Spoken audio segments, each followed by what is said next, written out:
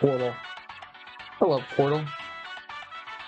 I first started playing Portal 2 back in 2016, and if you are watching this video of the day it comes out, you are watching it on the anniversary of when I first started playing the Portal franchise.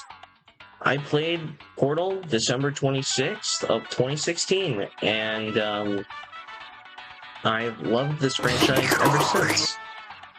So, recently, I decided I wanted to play Portal, because I never played the first one, and, you know, I knew everything there was to know about the lore, or at least I thought I did from the hundreds of videos that I've watched in the past. And, you know,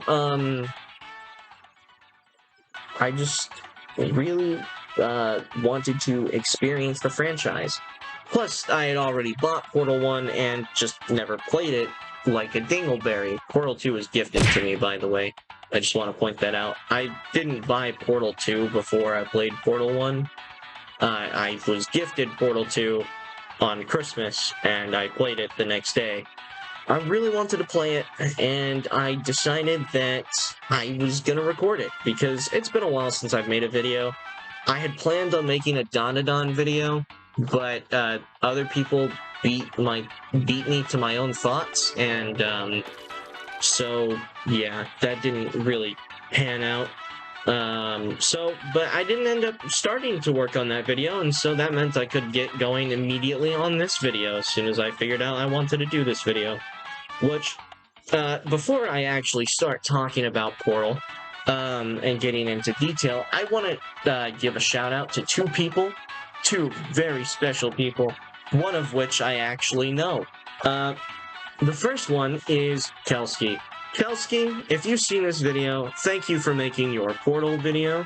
The video that was Portal might be better than Half-Life. Low-key agree. My editor here, Jeff, would not. And I just want to say thank you for inspiring me to play Portal and, you know, actually playing the franchise that I love so much. The next shout out is to my editor, Jeff, which I just talked about him. Yeah, Jeff, he loves Half-Life, probably more than Portal. I think that's because he can use guns. But I love Jeff. He's a great guy. He's editing this video for free. What a loser. No, I'm joking. Thank you, Jeff, for editing this video. And I just wanted to say that to you and to the audience, because I think you're a great guy for editing this video. Unless you make me sound stupid, in which case, I hate you and I never want to talk to you again. But if you don't know Jeff, he used to be in my old videos before they went unlisted. And if you're new to the channel in the past few months, Jeff here has his own YouTube channel, which hopefully he'll show on screen, and if not, I will link it in the description anyway. So, thank you, Jeff, for editing this video. I know it was very hard for you to say yes, and by very hard for you to say yes, I mean thank you for saying yes immediately. And while Jeff is not getting paid, he is getting paid in the fact that he didn't have to play Overwatch 2 with me during the last Battle Pass. That is a mistake that I regret, but on the bright side, this video will get out on time, hopefully, because it would definitely not if he was not the one editing. So, back to what I was saying. Thank you, Jeff.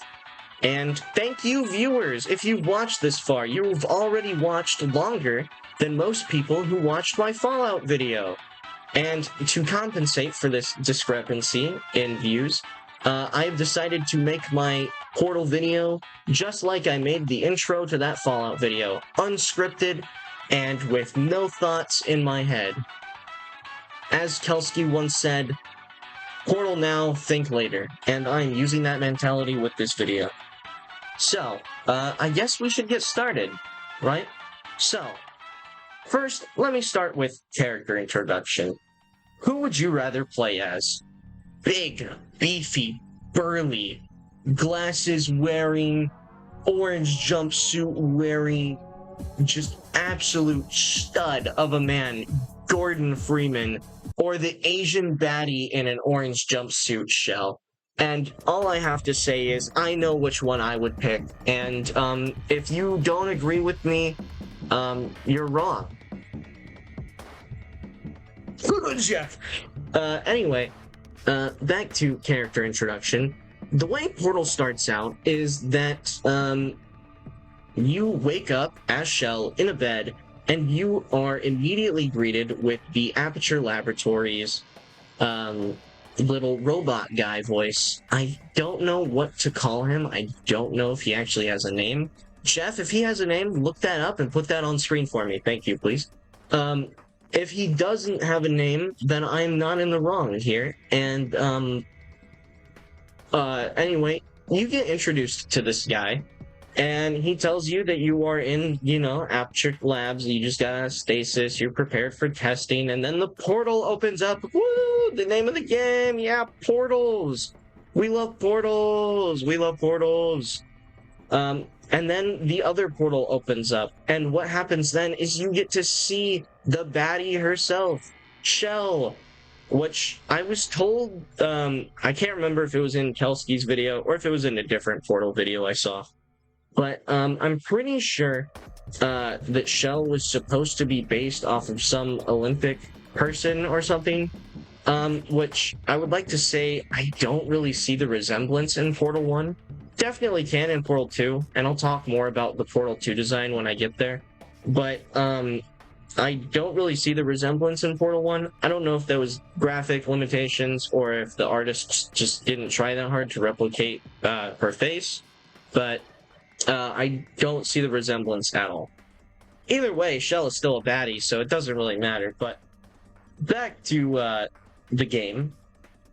Then you walk through the portals, and you are slowly introduced to the tutorial of how to use the portals, and this is just a fantastic tutorial.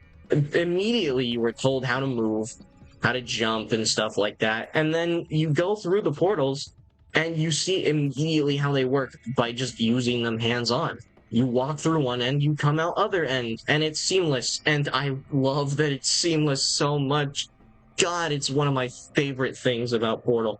Now, getting into some of the other bits of the tutorial, I don't think there's one of the first test chambers where you have to use a cube, and there's a way you can cheese this test chamber, which I know that's not the way you're supposed to do it, but two things that I have to say about that is that you can't use any other objects besides cubes and these little plates that fall out of the cube shaft to open the button. And these little plates, while you can't pick them up, you can pick up literally everything else in the game.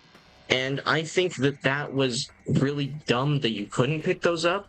And I know why you couldn't pick them up. It's because they're weighted, and as soon as you put them on the button, then they activate the button. But you could just portal them onto the button, and it activates it anyway. So, game design-wise, I don't know why those are weighted, and I also don't know why you can't pick them up. That's my little rant about that first tutorial section. But besides that, because most players won't think to do that, most players will actually just use the cube. And I think that is a brilliant way to actually get into the meat and grease. I think I'm using that term right. The meat and grease of the Portal franchise. Now, getting into a little bit more of the mechanics of Portal, I've never been good at b-hopping, but the fact that it's a thing in Portal makes me really happy. I can't b-hop for the life of me, but b-hopping in any game is just really fun. Even if it doesn't give you speed, it's still just really fun. I don't know if I'm alone in that thought, but I wanted to say that really fast. Secondly, mechanic-wise, is the zoom feature. I barely use it, but it's really nice when I do, if I need to get a look at something that's really far away, and I think that was a wonderful addition to Portal, and I think more games should have a zoom feature, to be honest. Whether they're puzzle or FPS or just whatever they are, more games should have one. Right, I didn't mention this. This is the part of the video where I just absolutely glaze the shit out of Portal because it's just a fantastic game, and if you haven't played it, you definitely should. It's an FPS that is not really an FPS because while it is a first-person shooter, you are not shooting at people, and it's just really great because it's a very relaxing game. I will say that.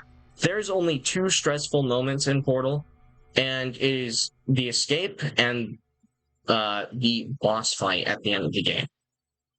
And besides those two moments, it's a really relaxing game, to be honest. Makes you think, makes your brain work. It's like solitaire for young people.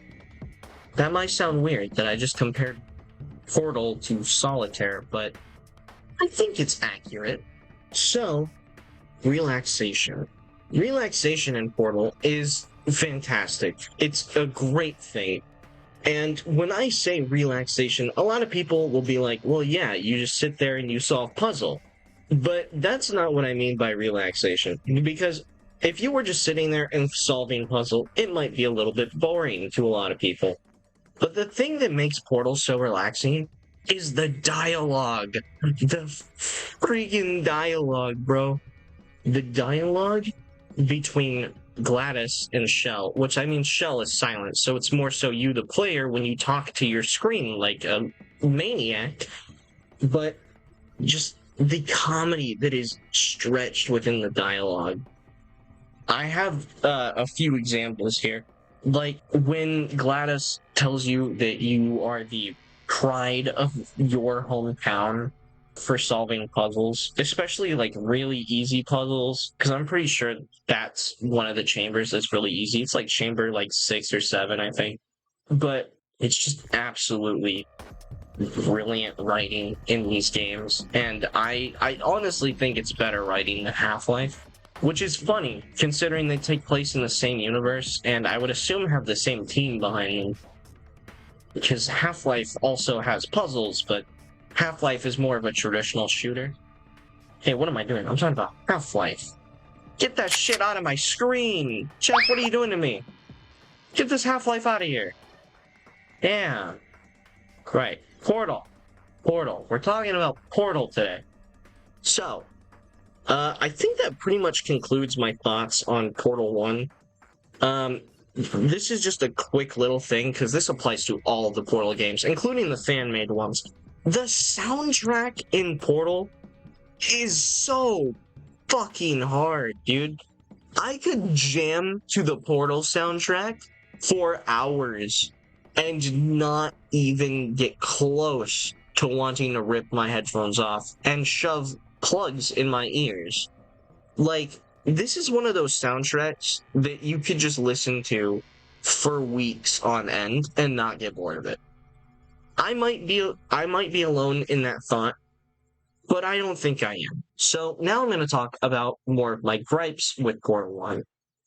My main gripe in Portal 1 is going to be the textures, because Portal 1 came out after Half-Life 2, and I think Half-Life 2 has more better graphics. Now, I could be wrong here, but I swear I heard this somewhere, that Portal was just thrown together Majora's Mask style, from the Half-Life files. And if I'm wrong there, go ahead and correct me in the comments, and if I'm not, I don't care.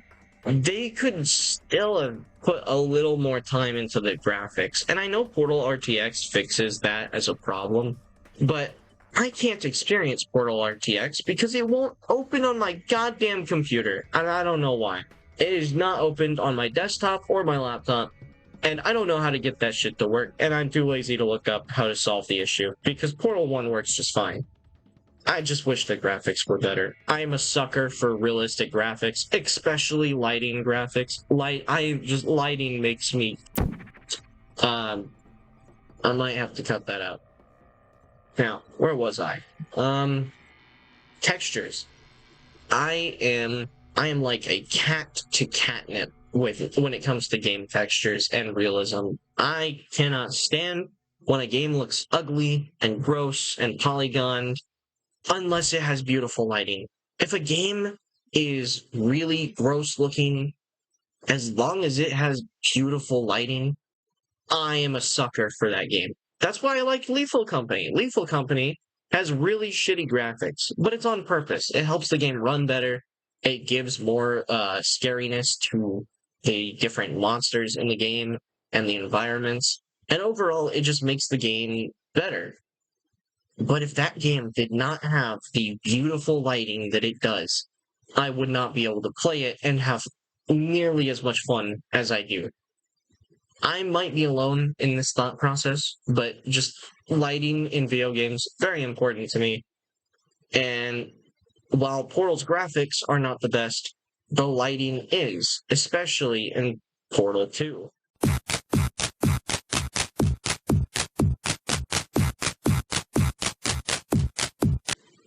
So I should probably talk about Portal 1's story now. Right, so Portal 1. Portal 1's story takes place. Shell wakes up out of stasis after choosing to be a test subject in Aperture Labs for some reason. Still unclear. The leading theory is that she had a parent that worked at Aperture. And, maybe she did, maybe she didn't. But the point stands that she went to Aperture purposely and signed up to be a test subject. And GLaDOS tests on her and makes her do a bunch of different chambers and tests the portal gun and does some stuff and backflips and fall boots and all this other parkour stuff. And then eventually Shell meets GLaDOS face to face because GLaDOS was gonna fucking kill her for no reason.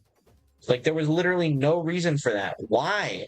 Why would you kill her? So anyway, GLaDOS tries to kill her by fire after being mean to her the whole game without reason.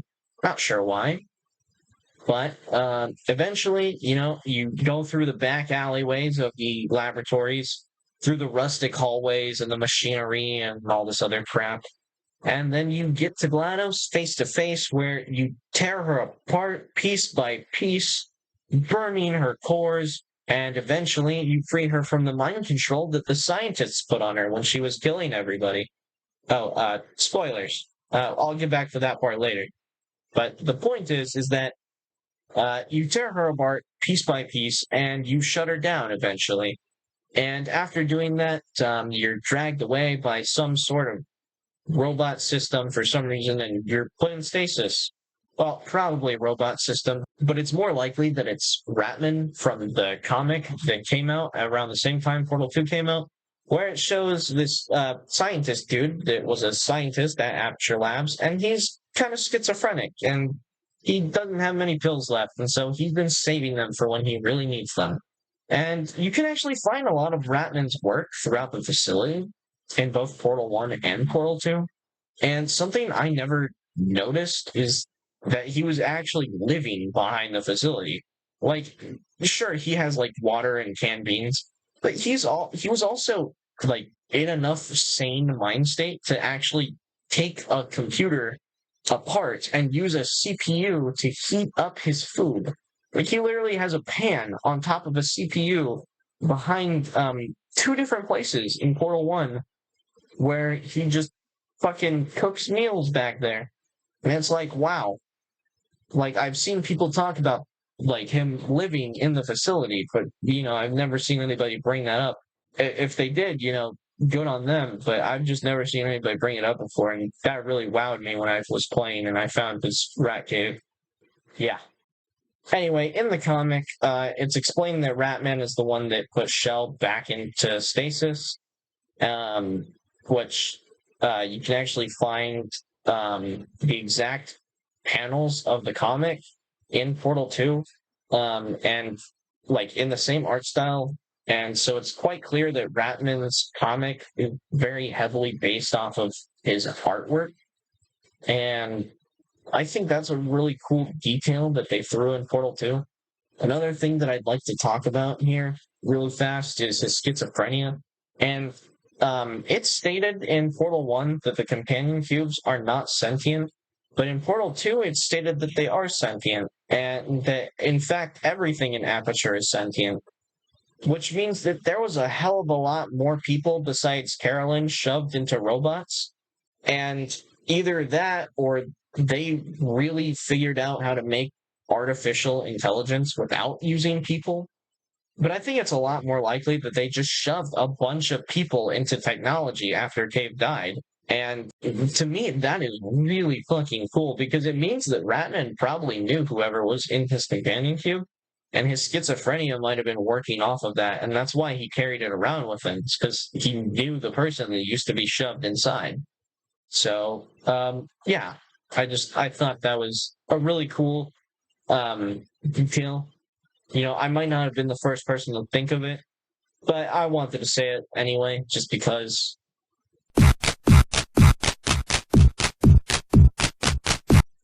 And that's going to be the first thing I talk about in Portal 2, is the lighting. Because Portal 2 actually looks better than Half-Life 2, in my opinion. And I don't think I'm alone in that opinion. I think even Jeff would agree with me that Portal 2 looks better than Half-Life 2. And one of those reasons why is lighting. Portal 2 has so much variety when it comes to Aperture Labs and how it's built. From the plain white rooms that we saw from Portal 1 to the back behind the facility that we saw little bits of in Portal 1 to the rustic underground of Aperture Labs, which again we saw a tiny bit in Portal 1, but we really get in depth with it in Portal 2, considering that the second half of the game takes place in this underground labyrinth of what used to be Aperture Laboratories before Cave Johnson's death.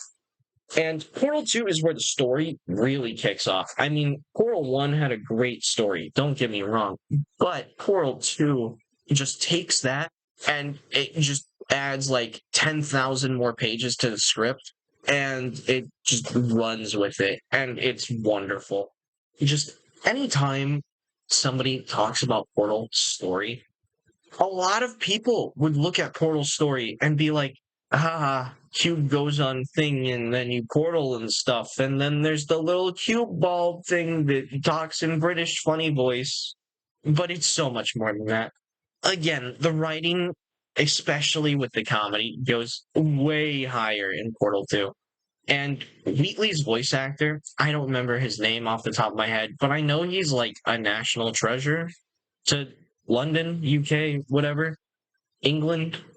Um, how, what is that? What is that country called? I'm gonna call it British. I love Doctor Who, by the way. Back to what I was saying, Wheatley's voice actor, absolutely phenomenal. I still think Lannis is better, but that's just personal preference. They're both really great voice actors, and I really want to meet them in real life. I think they're both still alive. I hope so.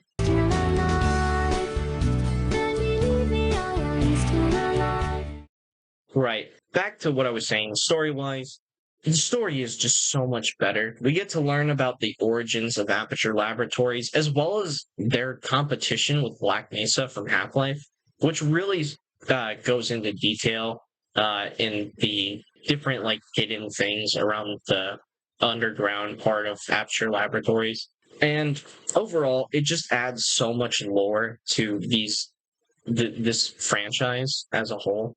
And the Borealis showing up in Portal 2 as well, just really, really is just the cake on top for me, personally. Also, the potato jokes throughout Portal 2, I don't know why, but I found these really funny, and I just wanted to say that. What else is there to say about Portal 2? Other than the things I hate about it, like, I don't know, what do I hate about it? Movement. I hate the movement in Portal 2. And what I mean by that is in Portal 1, if you wanted to throw a cube, you could throw a cube. But in Portal 2, if you want to throw a cube, you have to move backwards while also aiming in the direction that you want to throw it in. And then you have to flick your wrist like you would normally, except it's more difficult because you're walking backwards. And for some reason, when you move into a cube, it picks it up. And I'm not really sure why that happens. That's just really dumb to me. Also, I think that the jumping is slightly different in Portal 2 compared to Portal 1. However, I think this is an improvement.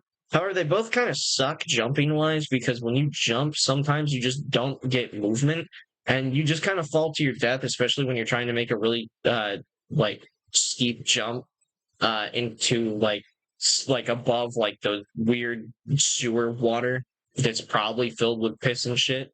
But yeah, those are my gripes on movement. Besides that, Portal 2, really love Portal 2. A lot of people, this is going back to my shell model uh, talk from Portal 1. While I think Portal 1 does not look like that Olympic person at all, I think Portal 2 definitely does, but I've heard people say that Portal 2 shell is whitewashed, and while I don't necessarily disagree with that, I think that it could be a result of, like, at least story wise, it could be a result of her being in stasis. And apparently she had brain damage, which, at least to me, it's not that hard to think of going on a limb that she's inside of stasis in an underground laboratory for what is in most likely years of just barely living, being in stasis, being watched over by an absolute moron of an AI. And on top of all of that, she's the only survivor. And I don't think saying she's whitewashed is necessarily true. Like, if we saw her in Portal 3, Half-Life 3, which I'll go into more detail on my hopes and wishes and dreams for a Portal 3 or Half-Life 3. I think she'd probably be less pale, and that it could just be story-wise. And Valve could definitely go that route if they wanted to. That's if they ever learn to fucking count to 3. Where was I? Music. Did I go over music? I'll be talking more about music, I think, later. The music is really good. I like the music. I also like the sound effects. Whoever did the sound effects for all of the Portal games, they deserve medals. And I mean like pure gold medals. Like medals that they shouldn't wear around their neck, but do anyway out of pride. Also, the companion cube in Portal 1 compared to Portal 2, I'm not really sure how I feel about the change. The cubes definitely look better in Portal 2, but I miss the heart design from Portal 1. I think the one at the end of the game has a heart on it, but the rest of them that you see in the game don't. I could be wrong on the one at the end of the game having a heart on it. I could just check. I have the videos of me playing it right here. Why don't I check? It does. Okay. It does have a heart in it at the end. So yeah, I'm not really sure why the rest of them don't. Could just be, them not wanting to use the same model from Portal 1, or it could be them using the same model from Portal 1 at the end of the game. Not really sure. Not going to complain about it too much because either way, they look better at the very least. I just wish the heart was there. God, my thoughts are all over the place. I should have made a script for this video. I think that concludes my thoughts on Portal 2. If I forget anything, Jeff will hopefully throw it in right after I'm done with this sentence before I start the next sentence about Portal Stories. No. Right, so Cave Johnson, Portal 2.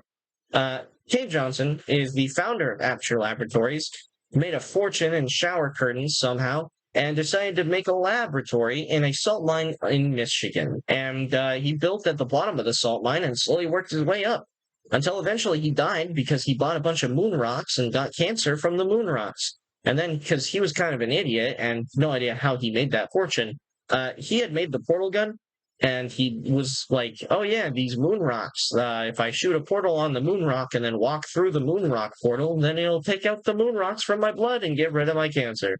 That obviously didn't work. So he had a backup plan. Make robots with his brain inside. This also did not work.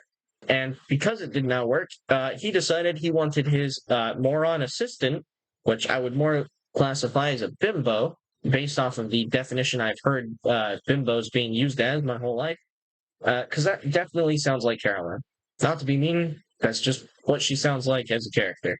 But anyway, the idiot Carolyn was put in a computer even a shit ton of information, and immediately became violent and murdered everybody around her.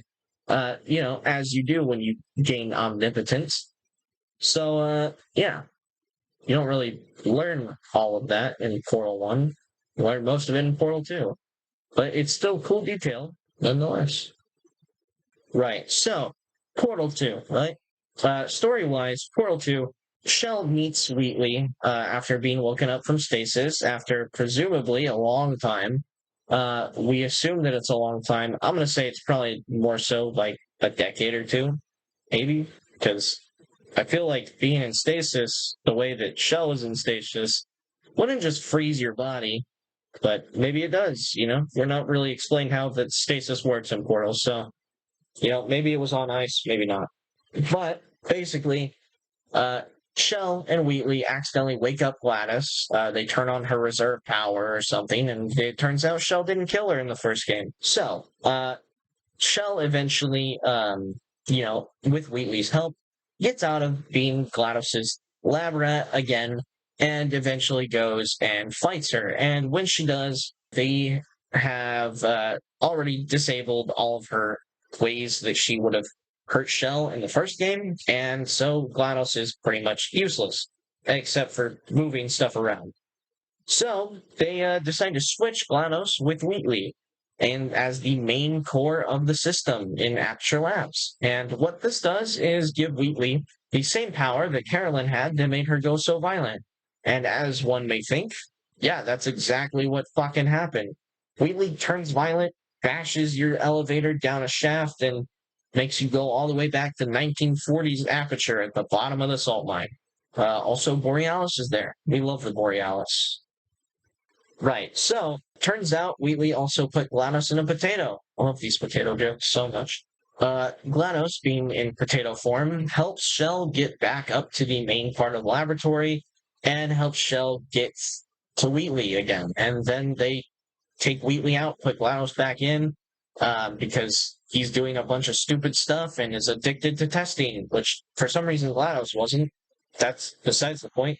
The real point is that Wheatley is addicted to testing, and he's not taking care of the facility and almost sets off a bunch of nukes that the facility has. And if that happens, then everybody dies, and the facility goes bye-bye, which it's slowly tearing itself apart because he's not maintaining it at all. So, they put GLaDOS back in charge. GLaDOS doesn't like Shell still, but doesn't want to deal with her anymore either. So, she sends her back up to the surface, presumably to the Combine invasion that has taken over Earth. Again, Half-Life 2 reference. If you don't get it, maybe I'll make a Half-Life video. And if you do get it, then what are you doing watching a Portal video? Play Portal. It's better. Right, so Shell escapes with Companion Cube in hand after sending Wheatley to the moon, which I'm assuming that will be important in Half-Life or Portal 3, and if it's not, I will be sad. Back to Portal 2. In the Portal 2, you can actually find a few of Ratman's caves, and in one of them, you actually see some of the turrets singing, and I really, really think that Valve should do like yearly turret opera. I think they should. That is all. Let's talk about Portal 2 multiplayer now. Portal 2 multiplayer, very fun, very fascinating. Love Peabody and Atlas. They're some of my favorite Portal characters that don't speak. My only other character that I like that doesn't speak nearly as much as them, aside from Shell, because she's number one, because, Shell's a baddie. But it would be the little panel that liked spinning the cube in Portal 2. I thought he was really funny. He's probably my favorite character that doesn't speak. Right. Portal 2 multiplayer. Me and Jeff played Portal 2 multiplayer literally like 2 days before I made this like the audio for him to throw into the editor. And somehow I can't remember most of it. I remember that the puzzles were really hard. We cheesed a few of them cheesing them was pretty fun when we found out how to do that. There was this one puzzle where we had to get to the door.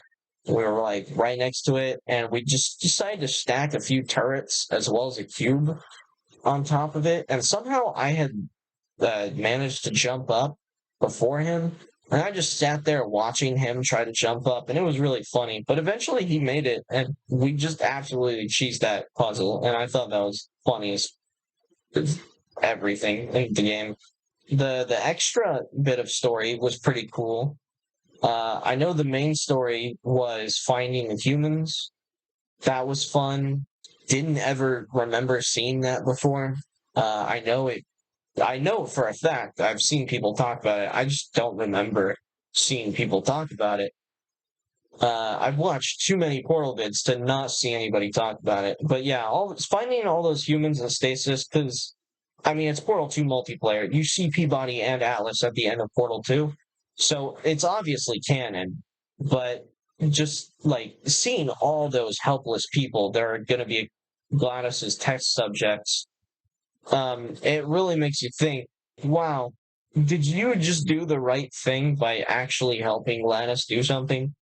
You know, you think GLaDOS is this misunderstood character by the end of Portal 2, and then you do more Portal 2 multiplayer, and you find out that she's actually even more psychotic than she was in the first game. And you know what? I respect it. Valve, you have my respect. I think GLaDOS is also a baddie, by the way. She is such a bad bitch, though. I will fuck the shit out of that robot, man. Anyway, talking about Portal 2, the little extra multiplayer section with the art library, which it looks like there's supposed to be more to that because they have options to switch between, but I mean, I could be wrong there, but it definitely looks like there's supposed to be more there. I don't know if we just couldn't find it or what, but finding the bird was really funny. Yeah. I also have a theory for those birds if they do make a Half-Life or Portal 3. I definitely think GLaDOS would experiment on them, turn them into giant birds with collars where she can see and talk through the collars, and then send them out into the Combine invasion above ground. And I definitely think that they should do that in a Half-Life or Portal 3, because that would be brilliant. I would just love to see that. I'll talk more about my wishes for Half-Life or Portal 3 later, but I just had to mention that right now because the way she refers to them as little killing machines, just as like that little final bit, that really got goosebumps up my arm, and I am so excited to see that if Valve can ever learn to count to 3. So I think I'm done talking about Portal 2 finally. A lot of content in Portal 2. So, on Portal Stories Mel. Portal Stories Mel is the first of 2 of the fan games, and it takes place before Portal 2, to my knowledge, but it does take place after Portal 1.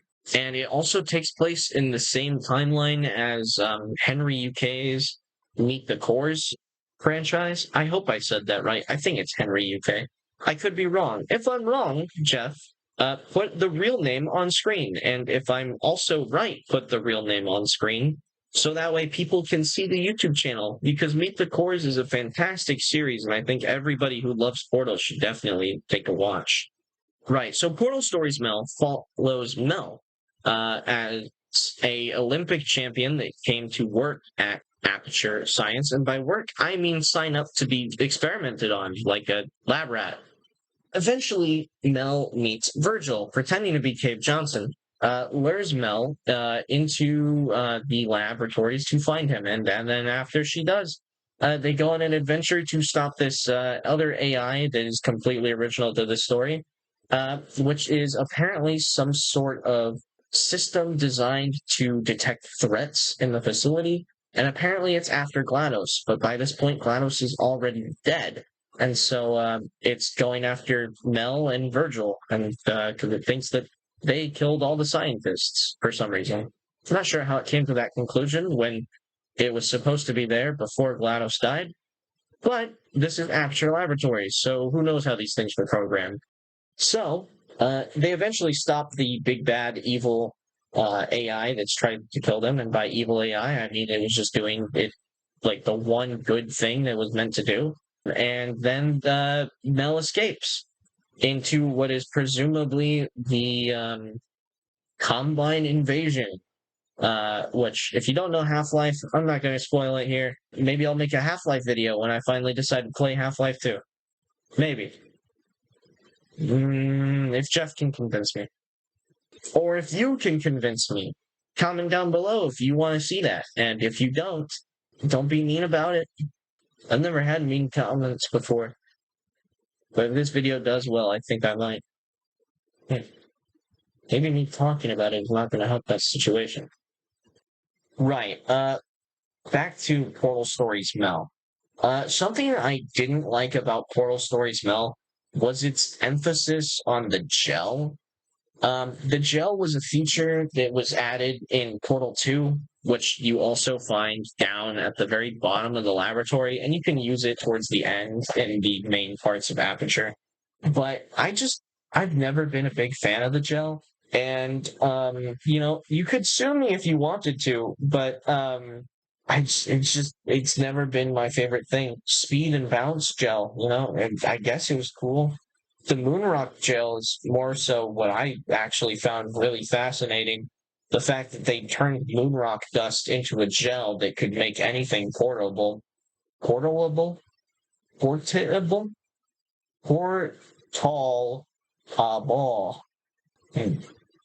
That's hard to say. Anyway, I thought that was a fascinating idea. And I think if they do make a Portal 3, they should definitely not bring back the gel, except for the Moonrock gel, because that was cool. Also, I saw somebody else bring up in a Portal video that Cave Johnson was the sole reason why the Combine still haven't killed the humans in Half-Life. Small little spoilers for Half-Life. But I guess the Combine are after Portal technology, like the portal gun, and they think that humans are on the verge of creating it. But in reality, Cave Johnson made it decades ago and was just too stupid to sell it at the time before he died. And then after he died, nobody at Aperture could sell it before they all died. And so now, because Cave Johnson was stupid enough to never sell it, that's the only reason humanity lives on the surface still. And I think that's a really interesting detail. I have no idea if it's actually true. But if it is, I think it is, because the guy I was watching who said that, can't remember his name right now, but if I remember it, I'll have Jeff put it on screen. And I think that was really cool. I remember now, it was Leadhead. Leadhead said it. Leadhead, very, very cool and fascinating YouTuber. Definitely go check out their stuff. What was I? What I'm going to talk about now is Portal Reloaded. And Portal Reloaded, I have heard about this game when it first came out. I was so excited to play it when it first came out. I added it to my library, I installed it, and I just never played it. But I finally played it yesterday, the day before I am recording this audio, which is on the 22nd. So I played it finally on the 21st. It took me 4 hours and 33 minutes and 18 seconds. And, I love it. I love the time portal. I love the mechanics. I love the puzzles. I love that it uses Portal RTX as a base. And I don't know how Portal Reloaded works on my computer, but Portal RTX doesn't. I really don't know how that works. But I'm glad it did. I'm glad I could play it. I don't have any gripes about it besides the puzzles for chambers 22 and onward were really, really stupidly hard. I did eventually get them, obviously, but I just think that they were outrageously difficult for no reason. Some people like that, so I'm not complaining too hard about it, because I know some people like the challenge. I mean, I play Elden Ring and don't use armor while I play for a reason. But yeah, that's probably my only gripe about Portal Reloaded. I think it is peak Portal. Like I said, the time travel mechanic was really cool. The cutscene at the end with the spoilers, the head crabs at the end was really sick. I really enjoyed that, considering Portal Stories Mel and Portal 2 didn't have that at the end of their games. Which, I mean, it makes sense. Like, if you're just a random human getting brought up to a random spot in the middle of Michigan. Like, you're not going to immediately encounter aliens or Combine or head crabs or whatever the Xeno guys were from Half-Life 1 and 2. I don't remember their names exactly, but the like psychic people. Yeah, though, I really don't have any gripes about Portal Reloaded. I can literally just sit here and glaze the game all day long. It was really cool. I really enjoyed it. Textures were great, obviously. Story was great. Dialogue was great. Henry UK coming back and voicing the robot guy like he did in Portal Stories. Mel was really cool. He's fantastic at voice acting for Portal. I would love to see him in like an official Valve Portal 3. Or even like they should have even included him in Portal Aperture Desktop. Like that would have been great. Like that would have been perfect. But yeah, I literally have no gripes about Portal Reloaded. Just besides the fact that it's not a canon game. That would be my only gripe, is that it's not canon. Oh, actually, no, I do have another gripe. Like in Portal Stories Mel, they just re-skinned Shell, but they did it worse. I don't know if it's the same people that made it. I know that Henry UK voiced in both of them, but they just reskinned Mel, and at least in Mel, like they gave her a different outfit. It was more like her Portal 1 outfit where the jumpsuit was all the way on and all that. In Portal Reloaded, they didn't do that. They just color swapped the hair and the jumpsuit, and I think that was pretty lazy. I mean, you have to be lazy at some points when you're making a game. I've made a game before because I am currently majoring in computer science, and I have made games, a few games, and it is incredibly difficult. And I know that, but I still think that that was extremely lazy, just to reskin Shell both times. Yeah, I mean, I'm being really nitpicky here. I literally have no gripes about Portal Reloaded. So I guess I'll talk about Aperture Desktop now. And I don't have footage for this one because I played this one a few years ago. I thought the toilet was really funny, the toilet turret. Cave Johnson coming back as a head and then doing more turret opera was really cool. Again, I would like to see turret opera like as a yearly thing. I think Aperture Desktop should be Desktop. It's Desktop, not Desktop. Did I say Desktop this entire time? If I did, Jeff, correct me. Where was I? Aperture Desktop definitely should be canon. I know it's not, but it definitely should be. I don't see a reason for it not to be honest. I know they said if Cave's thing didn't go as planned to, have Fairlin be in the thing. But I think being able to put him in the giant head and then also having Carolyn, like maybe he was just greedy and was like they succeeded in putting him in the thing, and then he was just like, yeah, do it to Carolyn anyway, and put her in charge of the entire facility, and put me down in the factories where she can't find me, because I think it'd be funny. Like I can totally see him saying something like that. Yeah, I definitely think that that's something that Cave Johnson would do. Um, he definitely was not the most sane person. I mean, look at his lemon speech. Do you know who I am? I'm the man who's gonna burn your house down with the lemons.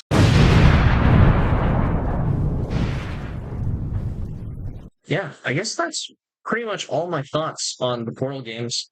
If you stuck around this long, go ahead and hit the like button because I need more interaction on my videos. Also, maybe subscribe because I plan on making more videos like this in the future, especially if Jeff will agree to edit them. You know, the only thing I can really end on is that my channel is still barely alive. And so, because of that, I'm going to end this video on Still Alive being played as long with Wheatley and Space Core in space. Jeff, take it away and play that. So long, everybody. Hope you guys had a good Christmas. And again, like, subscribe, go check out Jeff, go check out Chelsea. and Leadhead, all wonderful YouTubers. And once again, thank you to Jeff for editing this video for me. All right. Peace. This was a triumph. I'm making a note here, huge success.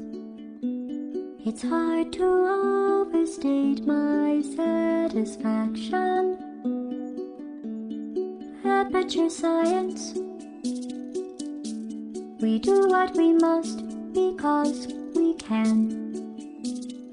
For the good of all of us, except the ones who are dead. But there's no sense crying over every mistake. You just keep on trying till